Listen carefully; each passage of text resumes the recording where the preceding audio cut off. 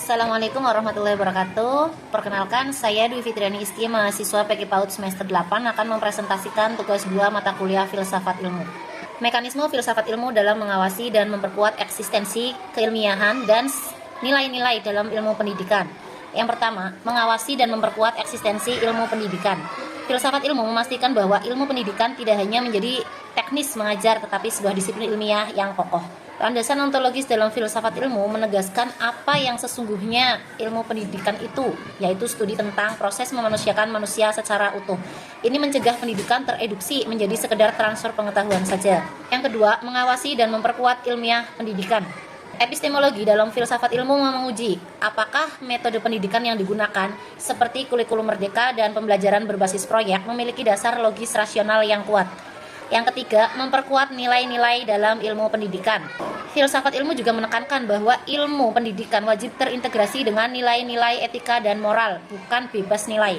Selain itu, filsafat ilmu memperkuat pendidikan karakter dan mengarahkan tujuan pendidikan untuk membentuk watak, keutamaan, dan budi pekerti. Nah, dengan demikian, filsafat ilmu itu memastikan pendidikan tetap eksis sebagai ilmu, beroperasi secara ilmiah, dan berlandaskan pada nilai-nilai luhur kemanusiaan. Selanjutnya, pendidikan dapat memperkuat perkembangan filsafat ilmu. Berikut adalah beberapa cara pendidikan dapat memperkuat filsafat ilmu. Yang pertama, menumbuhkan sikap skeptis yang sehat. Pendidikan yang bermakna mengajarkan siswa untuk tidak menelan informasi secara mentah-mentah. Ini sejalan dengan aspek epistemologi dalam filsafat ilmu, yaitu mempertanyakan bagaimana kita tahu bahwa sesuatu itu benar atau tidak. Yang kedua, menekankan aspek etika dan tanggung jawab. Pendidikan yang bernilai membekali ilmuwan masa depan dengan moralitas sehingga perkembangan ilmu pengetahuan tetap terkendali dan bermanfaat bagi manusia. Yang ketiga, membangun kerangka berpikir logis. Pendidikan melatih kemampuan penalaran deduktif dan induktif.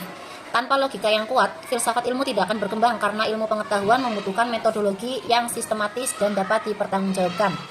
Yang keempat, keterbukaan terhadap kebenaran baru. Pendidikan yang baik mengajarkan bahwa ilmu bersifat dinamis. Kesadaran bahwa teori saat ini bisa gugur oleh penemuan baru adalah inti dari kemajuan filsafat ilmu. Yang kelima, mencegah ilmu yang tereduksi.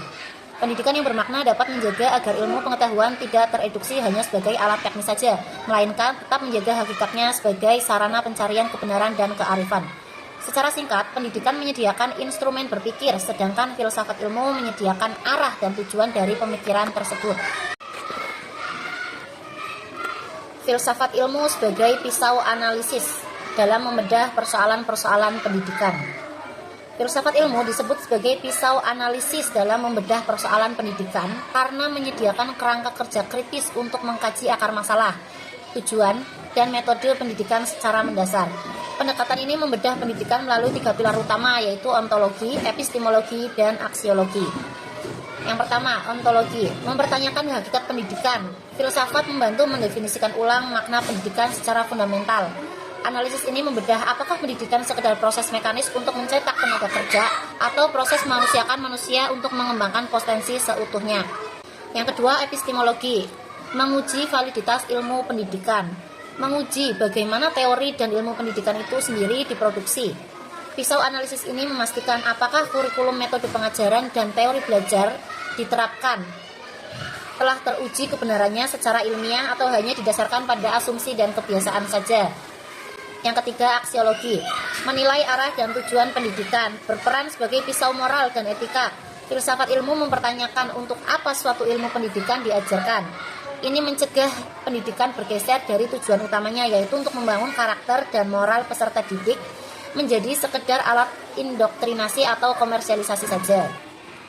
Contoh penerapan filsafat ilmu kaitannya di mana saya sebagai guru Rodotul Atfal, yaitu ketika guru merancang kegiatan bermain bermakna. Hal ini menjadikan setiap stimulasi baik motorik, kognitif, dan moral berdasarkan pada tujuan hakiki, yaitu anak dapat berkembang secara optimal, bukan sekedar menggugurkan kewajiban kurikulum.